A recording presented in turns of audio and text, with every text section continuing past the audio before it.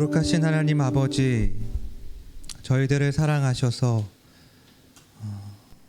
구원하여 주시고 원수되었던 저희에게 예수 그리스도의 이름을 믿음으로 아들이라는, 자녀라는 놀라운 특권을 주셔서 이 세상 속에서 하나님의 자녀로서 살아갈 수 있는 복과 은혜를 허락하여 주시니 주님 감사를 드립니다. 주님으로부터 시작된 이 구원의 그 풍성함과 그 신비를 오늘 이 저녁에 함께 나누기를 원합니다. 하나님의 말씀과 성령으로 저희와 함께하여 주시고 주께서 이 시간 저희들의 마음을 주장하여 주셔서 이 진리 앞에 저희들의 영혼이 깨어나고 이 진리 앞에 저희들의 가슴이 뜨거워지는 은혜의 시간이 될 수 있도록 주님 저희와 함께하여 주시옵소서. 이 모든 말씀 예수 그리스도의 이름으로 기도합니다. 아멘. 오늘 우리가 좀 함께 다루려고 하는 주제는 양자됨과 성화입니다. 양자됨과 성화라는 주제인데, 사실 예전에 이 구원론에 대해서 공부를 할 때 이걸 좀 분리를 시켜서 좀 더 이렇게 상세하게 공부를 했던 적이 있습니다.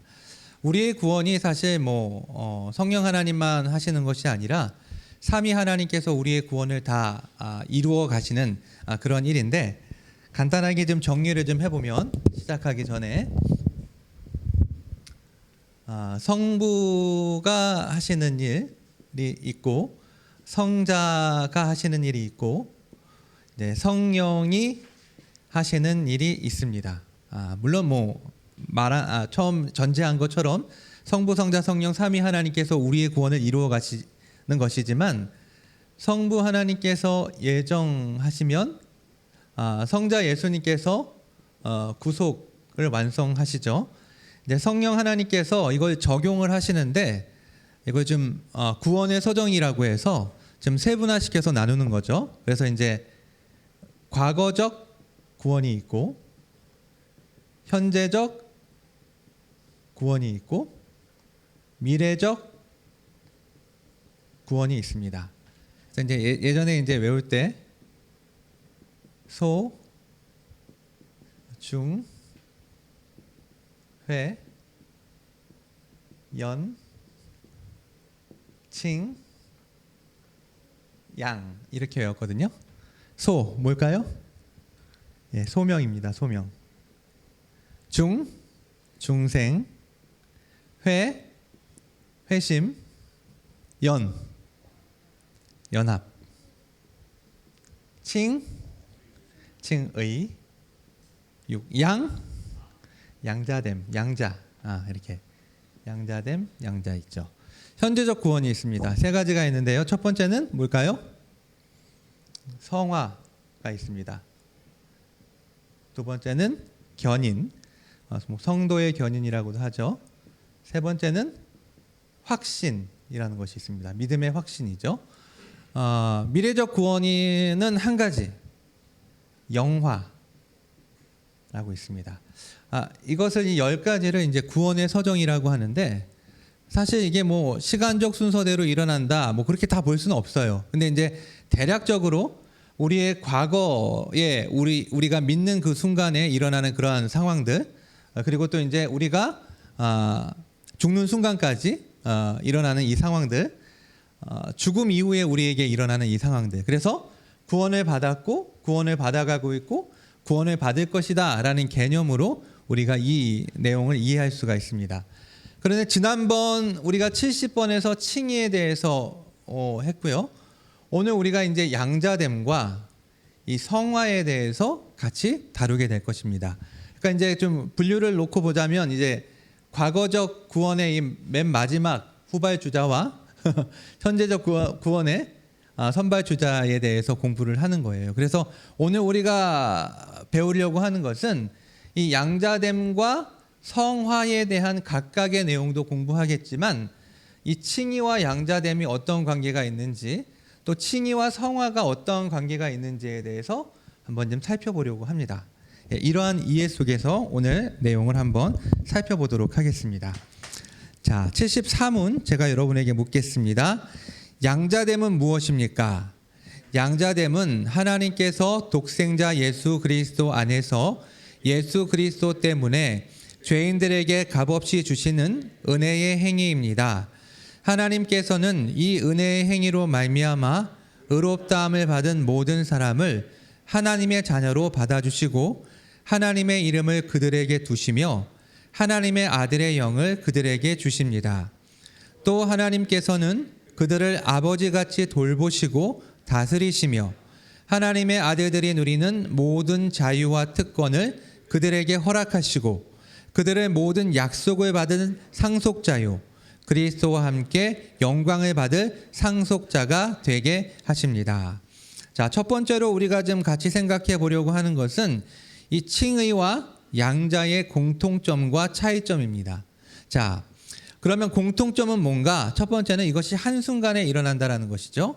우리의 과거의 어떤 한순간에 우리가 이제 믿는 그때에 이 일이 일어난다라는 것이고, 두 번째는 그리스도로 인하여, 그래서 칭의의 유일한 근거가 그리스도인 것처럼 양자됨도 오직 그리스도 때문에 받는 은혜다라고 이해할 수가 있습니다. 차이점이 있습니다. 각각 그 표로 지금 여러분 볼 수 있게 잘 해놨는데요. 칭의와 양자됨, 칭의는 죄인에서 의인이 되는 법적인 변화라고 한다면, 양자됨은 진노의 대상에서 자녀가 되는 관계적인 변화라고 할 수가 있습니다. 이 법적인 변화와 관계적인 변화라는 것, 칭의가 의롭게 되었다는 선언이라고 한다면 양자됨은 하나님의 자녀가 되었다는 선언이다라고 말할 수가 있습니다. 칭의가 천국 백성으로 초대받는 것이라고 한다면 양자됨은 하나님의 가족으로 초대받는 것이라고 말할 수가 있습니다. 그리고 칭의가 하나님은 칭의를 통해서 심판자로 또는 재판장으로 일하시고, 그리고 양자됨에서는 하나님은 양자를 통해 아버지로 일하신다라고 구분을 해볼 수가 있습니다. 자, 우리가 살펴보았던 이 74문의 답 가운데 의롭다함을 받는 모든 사람을 하나님의 자녀로 받아주시고라는 그런 문구가 있는데요. 자, 그리스도를 믿음과 동시에 의롭게 되고 의롭게 됨과 동시에 하나님의 자녀가 된다라고 이해할 수가 있습니다. 사실 이 칭의와 양자됨의 순서를 좀 살펴본다면 논리적인 순서에 따르면 칭의가 먼저 오고 그리고 그 다음에 양자됨이 오는 것이지만, 사실 이 그리스도인의 이 경험으로 놓고 보았을 때 이 칭의와 양자됨은 동시적으로 발생한다라고 볼 수가 있습니다. 그리고 무엇보다도 칭의가 없이 양자될 수가 없고 양자됨이 없이 칭의가 될 수 있다 없다? 예, 없습니다. 이 두 가지 은혜의 행위, 하나님의 은혜의 행위는 동시적으로 발생하기 때문에 구분될 수는 있지만 분리될 수는 없다라고 이해할 수가 있습니다. 자, 그렇다면 이 양자됨을 통해서 얻게 되는 특별한 축복들이 있습니다. 어떠한 것들이 있을까요? 하나님의 이름을 그들에게 두심. 자, 그리스도를 믿는 자들에게 자기 자녀라는 이름을 새기신다라는 것이죠. 이것은 하나님과 우리가 특별하고 친밀한 관계가 되었다라는 것을 의미합니다. 말씀 한번 찾아보겠습니다. 고린도후서 6장 18절입니다.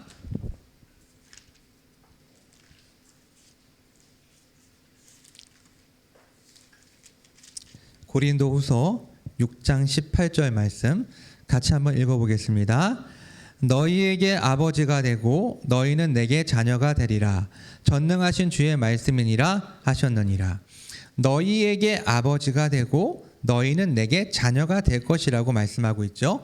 계시록 말씀도 한번 찾아보도록 하겠습니다. 요한계시록 3장 12절 말씀입니다.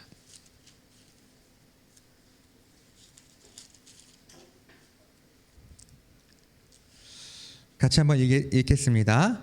이기는 자는 내 하나님 성전의 기둥이 되게 하리니 그가 결코 다시 나가지 아니하리라. 내가 하나님의 이름과 하나님의 성 곧 하늘에서 내 하나님께로부터 내려오는 새 예루살렘의 이름과 나의 새 이름을 그의 위에 기록하리라. 예. 내가 하나님의 이름과 하나님의 성, 여기서 나오는 이 이름을 말하는 것이죠. 자, 두 번째로 하나님의 아들의 영을 그들에게 주신다. 여기서 하나님의 아들의 영이라는 것은 곧 성령을 의미하는데요. 아버지의 영이라고도 하고 아들의 영이라고도 합니다. 자, 우리 마음에 성령이 거하게 하시고 그를 통해 하나님을 아빠, 아버지라 부를 수 있게 되었죠. 갈라디아서 말씀 찾아보겠습니다. 아주 유명한 말씀인데요.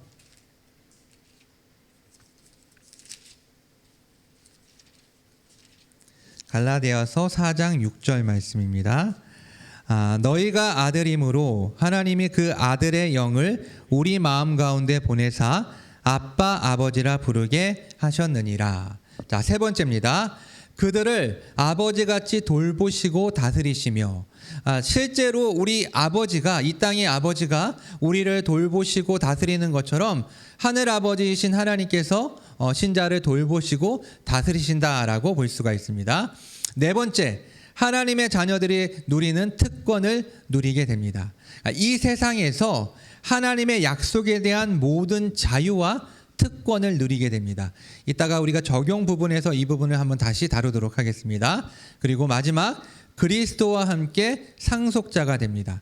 자녀가 부모로부터 상속을 받는 것처럼 하나님의 자녀된 신자도 하나님의 상속자로서 구원과 천국을 상속받게 됩니다. 이것은 이제 영원한 세상, 우리가 맞이하게 될 그 세상에서 우리가 맞게 되는 유익이라 말할 수가 있습니다. 자, 75문입니다. 성화, 점점 거룩하게 됨은 무엇입니까? 여러분이 답해 주십시오. 성화는 하나님의 은혜의 일입니다. 이 은혜로 말미암아 하나님께서는 세상을 창조하시기 전에 거룩하게 하시고자 택하신 사람들을 정하신 때에 성령님의 매우 힘있는 역사를 통해 그리스도의 죽으심과 부활을 택함 받은 사람들에게 적용하시고 그들의 전 인격을 하나님의 형상대로 새롭게 하십니다. 또한 하나님께서는 생명에 이르는 회개의 씨와 그 밖에 다른 모든 구원의 은혜를 그들의 마음속에 두시고 그 모든 은혜를 일어나게 하시고 증가시키시고 강화시키셔서 그들의 죄에 대해서는 점점 더 죽고 새 생명에 대해서는 살게 하십니다. 이 성화는 크게 세 단계로 이루어진다라고 볼 수가 있는데 언제 시작하게 될까요? 중생할 때 시작하게 됩니다. 그리고 두 번째 단계는 삶을 통해서 계속해서 지속하게 되고 그리고 우리의 죽음을 통해서 완성하게 됩니다. 성화의 세 단계라고 볼 수가 있는데, 자, 그런데 재미있는 것은 이 성화는 하나님의 은혜의 사역이라고 표현하고 있어요. work라고 되어 있죠.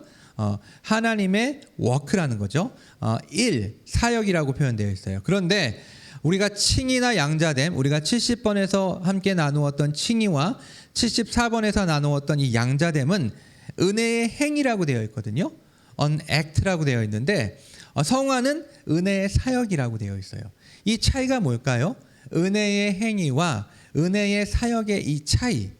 자, 이것은 곧 한순간에 일어나는 신분적인 변화는 은혜의 행위입니다. 이것은 짧은 시간에 발생하는 동시적인 행위라고 말할 수가 있고, 은혜의 사역은 평생에 걸쳐 일어나는 실제적인 변화로서 일종의 과정이라고 보시면 될 것 같아요. 그래서 중생된 시점에서 시작해서 죽음에 이르기까지 계속되는 전생애적인 과정이기 때문에 사역이라는 표현으로 구분을 하고 있는 것입니다. 그리고 무엇보다도 이 은혜의 행위라는 것은 전적으로 하나님이 하시는 일로서 인간이 할 수 있는 것은 아무것도 없습니다. 반면에 이 사역, 은혜의 사역은 인간과 하나님이, 하나님과 인간이 상호 협력하는 일로서 점차 죄를 미워하고 그리스도를 닮아가는 것이라고 설명할 수가 있습니다. 자, 그렇다면 이 성화의 대상은 누구일까요? 모든 사람이 다 거룩하게 되는 것일까요? 그렇지 않습니다. 하나님께서 세상을 창조하시기 전에 영원전에 거룩하게 하시고자 선택한 사람들만이 이 성화의 과정에 들어갈 수 있는 것입니다. 자, 그렇다면 성령의 매우 힘있는 역사가 하는 일, 성령께서 이 택함 받은 사람들에게 어떠한 일을 하시는 걸까요? 그것은 바로 그리스도의 죽음과 부활을 통해서 이 택자들을 위한 유익들이 성령의 역사를 통해 신자들에게 수여된다, 주어진다라는 것이죠. 그러니까 성령께서 이 하나님께서 영원 전부터 선택하신 이 택자들에게 그리스도의 죽음과 그리스도의 부활의 그 유익들을 주신다, 전달해 주신다라고 생각하면 될 것 같습니다.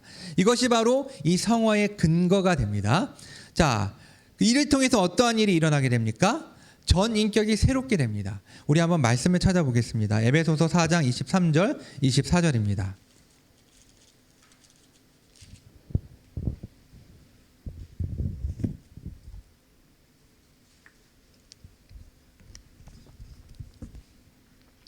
자, 한 목소리로 읽어보겠습니다. 오직 너희의 심령이 새롭게 되어 하나님을 따라 의와 진리의 거룩함으로 지으심을 받은 새 사람을 입으라. 그러니까 결국 궁극적으로 이 그리스도의 죽음과 이 부활이 성령을 통해서 우리에게 오게 됨으로써 결국 우리는 어떻게 되는 것입니까? 새 사람이 되는 거죠. 자, 타락으로 인한 죄의 오염은 인간의 전인에게 일어나서 몸과 영혼 전체가 이 죄의 권세 아래에 놓이게 되었습니다. 따라서 우리를 거룩하게 하시는 성령의 사역은 우리의 전인에 영향을 미치게 됩니다. 그러니까 우리의 몸과 우리의 영혼에 영향을 미치게 되는데 결국 궁극적으로 어떠한 변화가 일어나게 되는 것입니까? 바로 이 성화를 통해서 하나님의 형상이 회복되게 되는 것이죠. 여러분, 이 하나님의 형상이라는 것 언제 여러분 성경에서 어디에서 나오죠? 하나님께서 아담을 창조하실 때 하나님의 형상대로 만드셨다고 했잖아요. 그런데 아담이 범죄할 때 이 하나님의 형상이 깨어지고 손상되었어요. 물론 이게 완전히 없어진 것은 아니지만 더 이상 우리의 지정의가 하나님 앞에 하나님을 알 수도 없고 하나님께 하나님을 사랑할 수도 없고 하나님께 나아갈 수 없는 그런 상태로 완전히 깨어지게 되었는데 이 성화를 통해서 어떠한 일이 일어나는 거예요? 이 깨어진 하나님의 형상이 다시 회복되는 역사가 일어나게 된다라고 말하는 것입니다. 자, 생명에 이르는 회개의 씨와 그 밖에 다른 구원의 은혜를 마음속에 드시고 이 은혜가 일어나게 하시고 증가시키고 강화시키는 일이 일어나게 되는 것이죠. 성화는 우리 자신으로부터 시작되지 않습니다. 하나님께서 시작하신 일입니다. 바울은 에베소서 3장 16절로 19절에서 이렇게 이야기하는데 한번 말씀 볼까요? 에베소서 3장 16절부터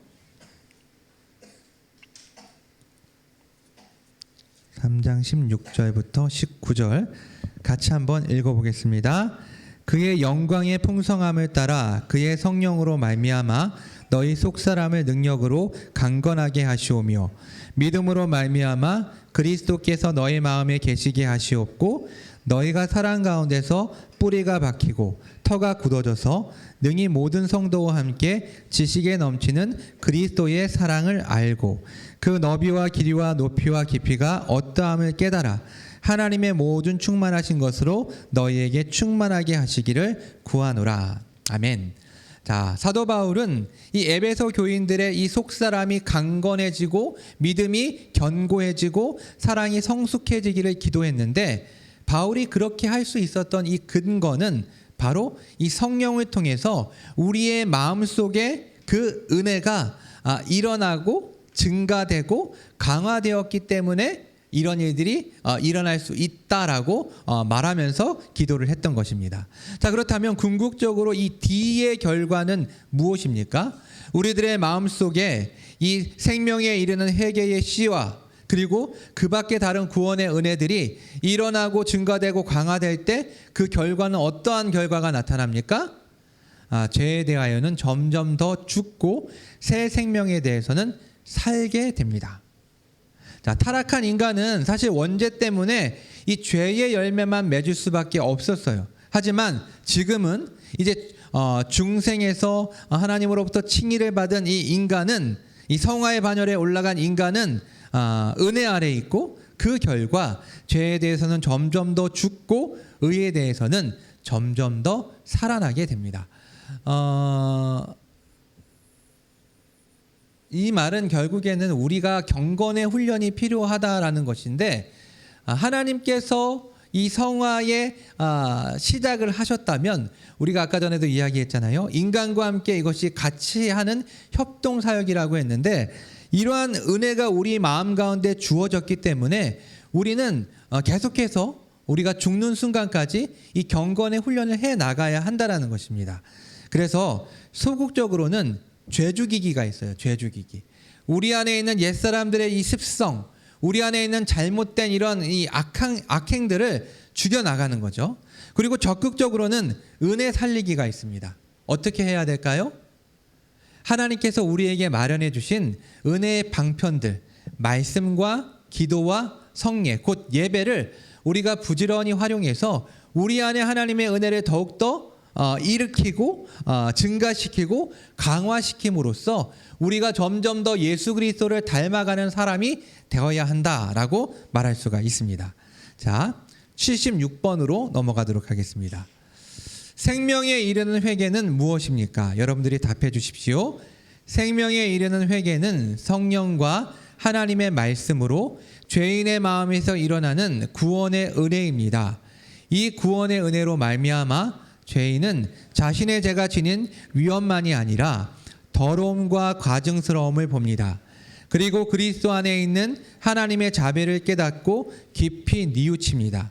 이제 그는 자기 죄를 크게 슬퍼하고 미워하여 그 모든 죄로부터 하나님께로 돌이키며 새롭게 순종하는 가운데 모든 일에서 하나님과 동행하는 삶을 자신의 목적으로 삼고 이를 위해 끊임없이 노력합니다. 자, 논리적인 순서로 본다면 사실 회개가 선행되어야 합니다. 회개가 먼저 있어야만 칭의와 양자됨과 성화가 가능합니다.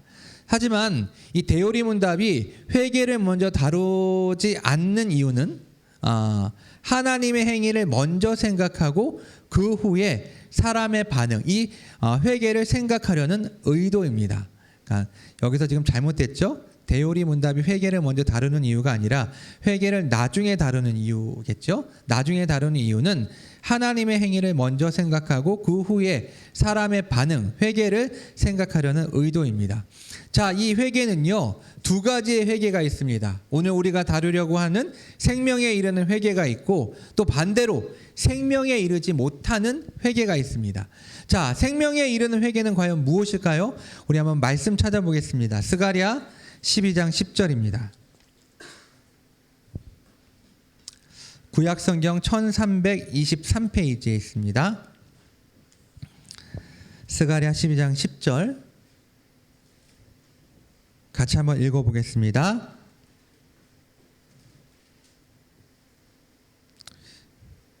내가 다윗의 집과 예루살렘 주민에게 은총과 간구하는 심령을 부어주리니 그들이 그 찌른 바 그를 바라보고 그를 위하여 애통하기를 독자를 위하여 애통하듯 하며 그를 위하여 통곡하기를 장자를 위하여 통곡하듯 하리로다.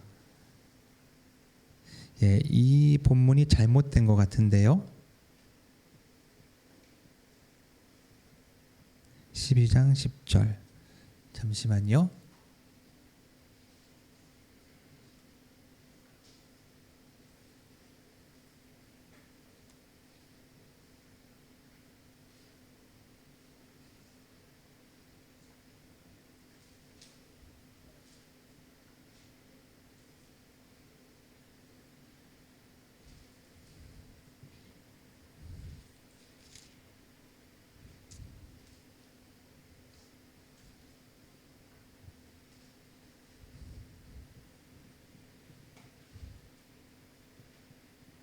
맞습니다. 예.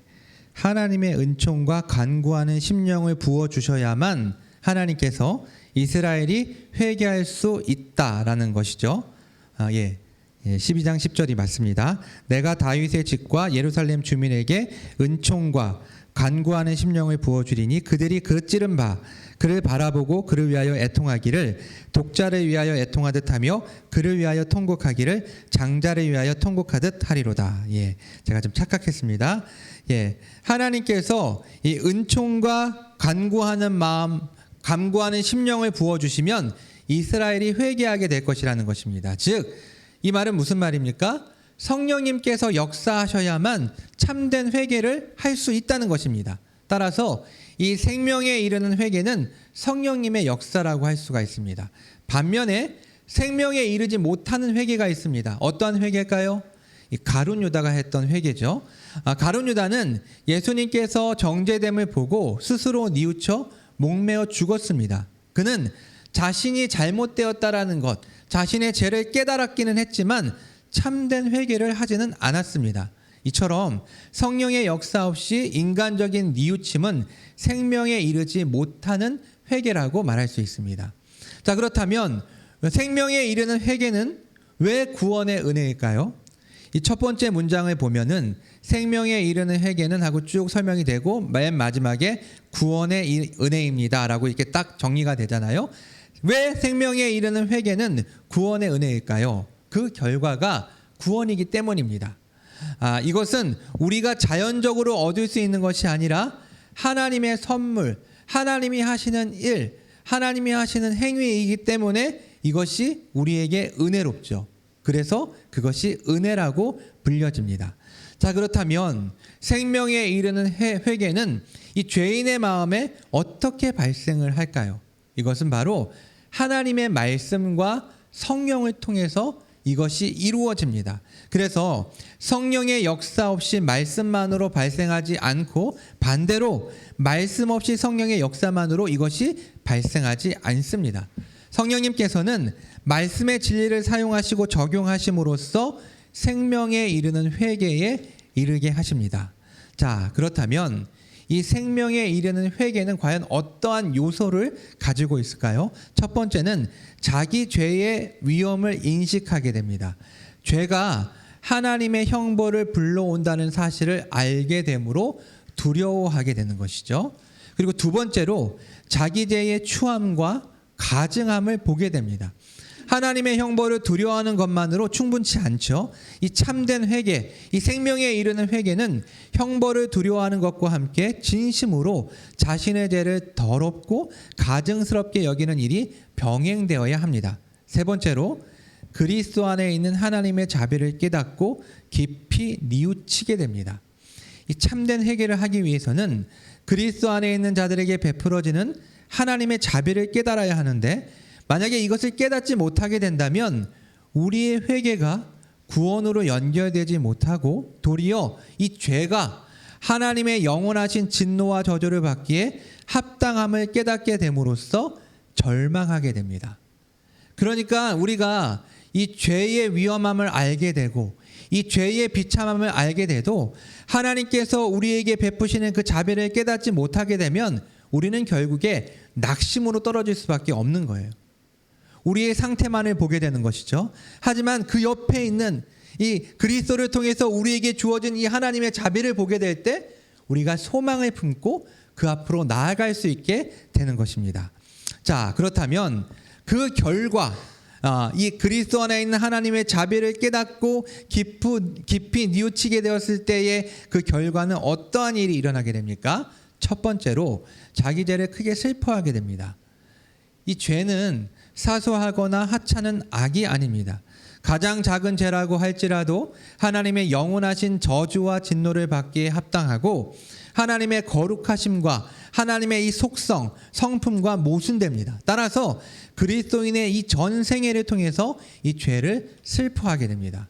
두 번째, 미워하게 되고 세 번째, 모든 죄로부터 하나님께로 돌이키게 됩니다. 여러분, 이 회개와 후회는 다릅니다. 이 가룟 유다의 이 회개, 이 생명에 이르지 못하는 이 회개가 후회 정도는 되겠죠. 자, 자기 죄를 슬퍼하기만 하는 것은 회개가 아니라 후회입니다.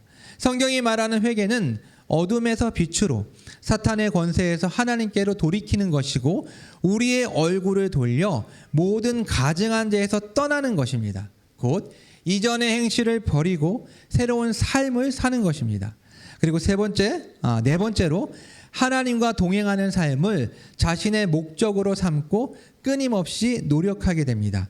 시편 119편 59절은 참된 회개의 모습을 잘 보여주고 있습니다. 내가 내 행위를 생각하고 주의 증거들을 향하여 내 발길을 돌이켰사오며. 이 말씀이죠.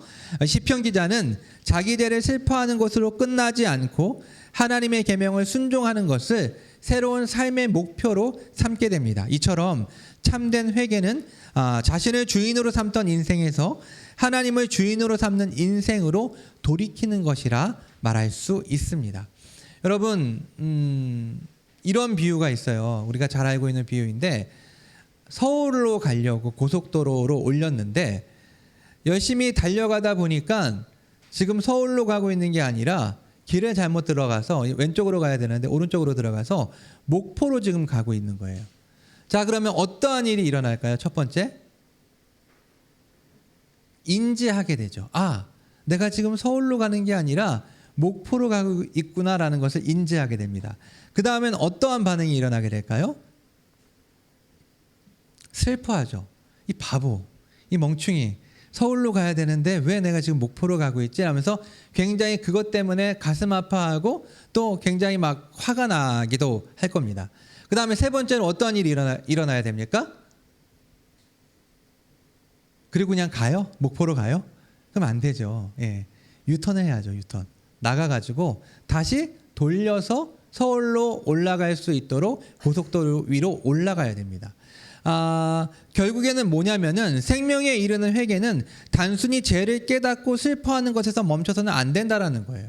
그게 궁극적으로 어떠한 변화를 일으켜야 되는데 그 변화가 무엇입니까? 새로운 삶으로의 변화, 곧 하나님의 말씀을 나의 삶의 지표로 삼아서 그 말씀대로 살아가야겠다라는 어떤 변화가 일어나야 진정한 생명에 이르는 회개가 그 사람 가운데 일어났다라고 말할 수 있는 것입니다. 자, 77문입니다. 칭의와 성화는 서로 어떻게 다릅니까? 여러분이 답해 주십시오. 칭의와 성화는 나눌 수 없게 결합되어 있지만 서로 다릅니다.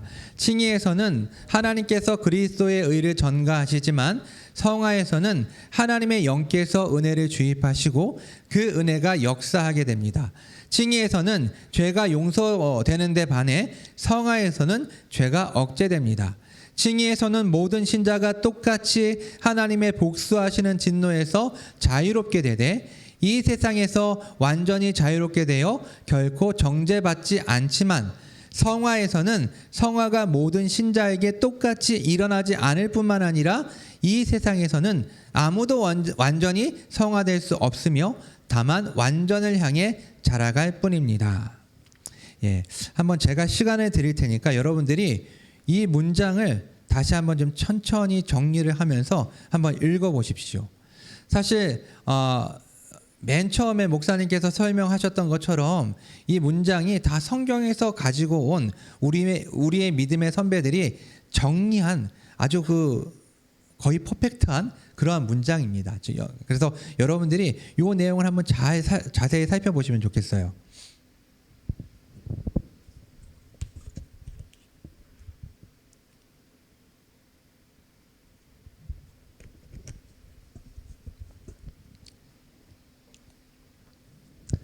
자, 보셨습니까? 그럼 정리를 한번 해보도록 하겠습니다. 이 칭의와 성화의 공통점이 있습니다. 어떠한 공통점일까요? 첫 번째는 나눌 수 없이 결합되어 있다라는 것입니다. 자, 칭의된 사람은 반드시 성화되며 성화된 사람은 반드시 칭의된 사람이라는 것이죠. 말씀을 한번 찾아볼까요? 고린도전서 1장 30절입니다.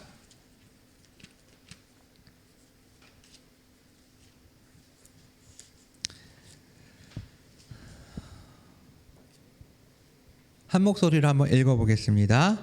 너희는 하나님으로부터 나서 그리스도 예수 안에 있고 예수는 하나님으로부터 나와서 우리에게 지혜와 의로움과 거룩함과 구원함이 되셨으니. 예, 로마서도 한번 찾아보겠습니다. 로마서 6장 22절입니다.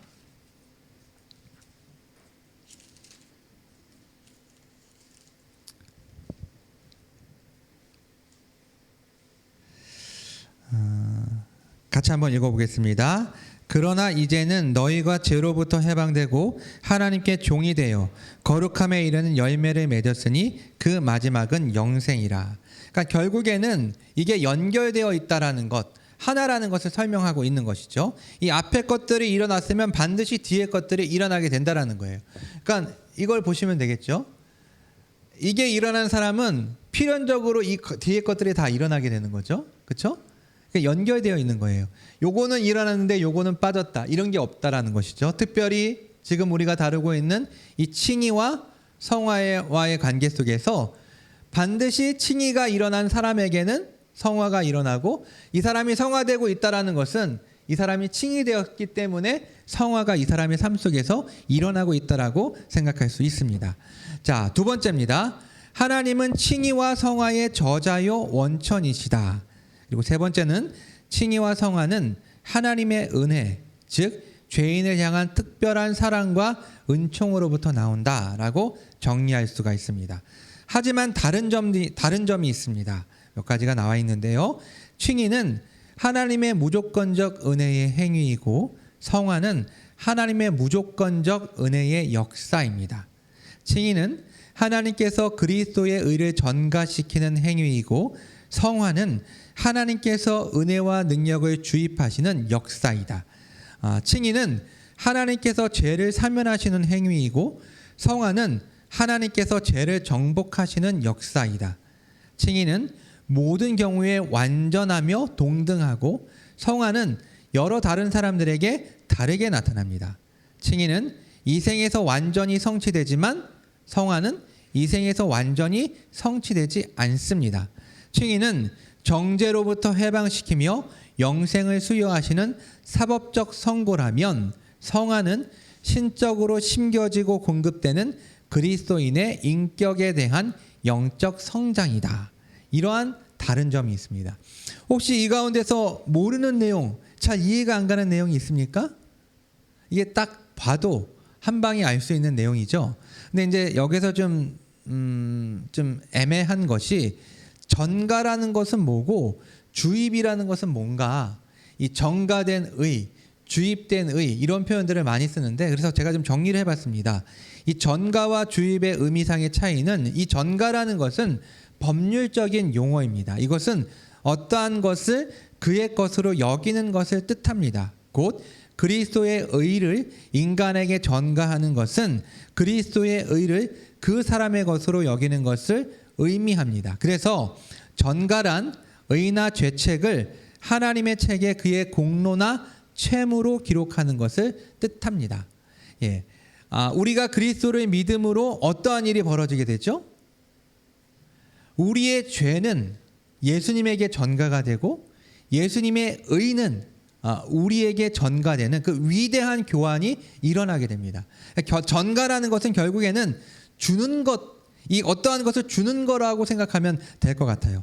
반면에 이 주입이라는 것은 안에 부어주는 것을 뜻합니다. 그래서 이것은 하나님의 천국의 책에 기록되는 것을 의미하지 않고, 하나님께서 지상 생애를 살아가는 자의 마음과 영혼에 어떠한 일을 행하시는 것을 의미합니다. 이것은 법적 신분의 변화가 아니라 개인적 인격의 변화입니다. 하나님께서는 택자에게 그리스도의 의를 전가시키는 한편, 그들의 마음속에 스스로 의를 개발할 수 있는 능력과 은혜와 능력을 부여해 주십니다. 여러분, 이 전가와 이 주입의 이 개념 차이를 좀 이해하실 수 있겠습니까? 예, 이것이 바로 이 칭의와 성화에 나타난 그 의를 어떻게 표현되고 있는지를 설명하고 있는 중요한 단어라고 말할 수가 있습니다. 자, 13번입니다. 칭의와 성화의 구분이 신자의 삶 가운데 중요한 이유는 그럼 뭘까요? 예, 이 두 가지를 혼돈하는 경향이 많은데, 이 두 가지의 구분은 굉장히 중요합니다. 두 가지 이유인데요. 첫 번째는 성화가 칭의 안에 포함되어 있다라고 생각을 하는 거예요. 생각해 보세요. 성화가 이 칭의 안에 포함되어 있다. 예, 이것이 율법 폐기론입니다. 결국 그 사람은 더 이상 개인적인 거룩을 추구할 필요가 없다라고 착각을 하게 되죠. 그러니까 결국 율법을 지킬 필요가 없다라고 생각을 하는 거예요. 이러한 극단으로 빠질 수 있고, 또 반대의 극단이 있습니다. 성화 안에 칭의가 다 포함되어 있다라고 생각을 하는 거예요. 생각해 보세요. 성화 안에 이 칭의가 다 포함되어 있는 거예요. 이게 율법주의입니다. 이런 사람은 자신의 선행을 통해서 자신을 구원하고자 시도하는 사람이라고 볼 수 있고, 또 이런 사람들의 생각 가운데는 어떠한 생각이 있는가? 결국에는 죽기 전에 내가 완전한 성화의 단계에 이를 수 있다라고, 어느 시점에 내가 그 상황에 이를 수 있다라고 생각을 하게 됩니다. 따라서 이 칭의와 성화의 구분은 이 두 가지의 양극단, 율법 폐기론과 율법주의 모두를 극복함에 있어서 매우 중요합니다. 참된 신자에게 있어서 칭의는 그의 구원의 기초이며 성화는 그의 구원의 열매라고 말할 수 있습니다. 적용을 한번 보도록 하겠습니다. 세 가지의 적용을 한번 좀 뽑아봤습니다. 첫 번째는 양자됨을 통해서 얻게 되는 유익입니다. 사실 여러분 좀 생각해 보세요. 어떤 부모 밑에서 태어났느냐가 그 자식의 인생이 결정되는 거잖아요. 그렇죠? 그런데 만약에 제가 어떤 재벌가의 이렇게 양자로 들어가게 되었다면은 즉각적으로 저의 삶 가운데 변화가 일어나게 될 거예요. 어떤 변화가 일어날까요?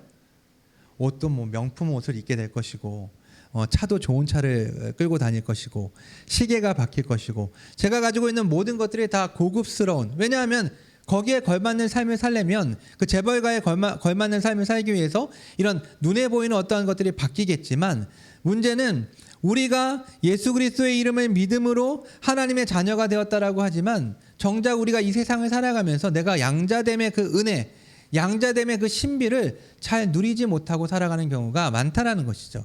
때문에 우리가 양자됨을 통해서 얻게 되는 유익은 과연 무엇인가? 첫 번째는 이 자유와 공급과 보호와 인도와 징계 등 결국 이 인간 아버지가 자녀를 양육하는 것처럼 이 세상을 살아갈 때 우리가 하나님으로부터 이러한 유익을 받게 되는 것이죠. 그리고 무엇보다도 가장 중요한 성령을 우리에게 주심으로, 그 내주하시는 성령을 통해서 이 영적인 복, 하늘의 신령한 복들을 우리가 누릴 수 있게 됩니다. 결국에는 이 영적인 복과 물질적인 복을 우리가 주님으로부터 체험받게 되고, 또 두 번째는 궁극적으로 이 양자됨의 그 목적은 우리의 몸이 예수 그리스도처럼 영화되는 것입니다.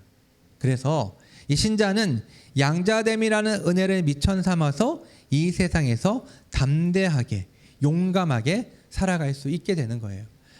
비록 지금 상황은 이 모양 이 꼴이지만 결국 우리가 하나님의 양자가 되었기 때문에, 하나님의 자녀가 되었기 때문에 예수 그리스도처럼 우리의 몸이 부활할 것이고 또 영화롭게 될 것이라는 확신을 우리가 가질 수 있게 되고, 그 확신을 갖고 있기 때문에 이 세상을 살아가면서도 어떠한 상황 가운데서도 굴하지 않는, 낙심과 좌절에 빠지지 않고 우리가 하나님의 자녀라는 신분을 가지고 살 수 있게 되는 것입니다. 자, 두 번째, 성화를 위해서 내가 해야 될 일이 뭐가 있을까? 경건에 이르는 연습과 훈련이 필요합니다. 자, 소극적인 면에서는 잘못된 습관, 곧 내 안에 있는 죄와 싸워야 합니다. 또한 적극적으로 은혜 받는 수단인 말씀과 기도와 성례와 특별히 예배를 부지런히 활용하면서 우리의 마음속에 주어진 그 은혜를 일으키고 증가시키고 강화시킴으로써 우리가 더욱더 예수 그리스도를 닮아갈 수 있도록 애쓰고 노력해야 합니다. 우리가 그 주님을 믿고 우리가 칭의를 받았다고 해서 자동적으로 우리가 거룩하게 되는 것이 아니에요.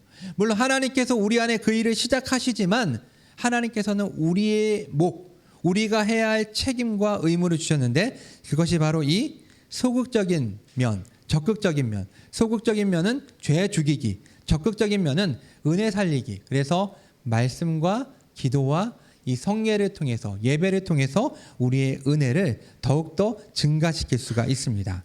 자, 세 번째입니다. 우리의 회개가 생명에 이르는 회개라는 것을 어떻게 알 수 있을까요? 자, 회개를 우리 감정에 전적으로 의지하는 것은 그 감정이 굉장히 기만적이죠. 예. 이 업앤다운도 심하고 나 자신도 나의 감정을 속일 수가 있어요. 자, 그렇기 때문에 안전하지 않죠. 따라서 그 열매를 살펴보아야 합니다.